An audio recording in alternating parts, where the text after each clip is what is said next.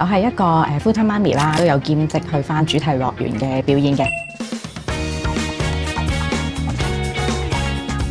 咁我就好記得有一次啦，咁我就畫咗半條眉啦，但係點知就有客人話要嚟買嘢，咁我就唯有頂住一邊眉，見到個客人係望住我條眉，佢好似想講嘢，但係咧佢又唔夠膽講。我唔係好滿意自己眉毛，咁比較高低眉啦，同埋眉頭比較稀疏一啲啊。咁我就住喺沙田區嘅，咁喺沙田石門咧，我就經常都見到有韓秀美嘅招牌啦，見到有一間分店啦。咁後尾就有上網去做一啲 research 啊，咁就見到原來係一間口碑好好啊，同埋喺香港已經紮根咗好多年嘅一間公司啦。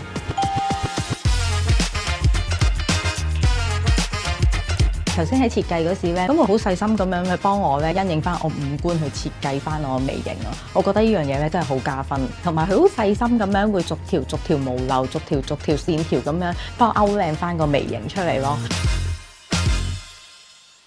如果你想慢慢嘆翻個靚早餐，仲可以多啲時間瞓多一陣嘅話，就記得要嚟韓秀美啦。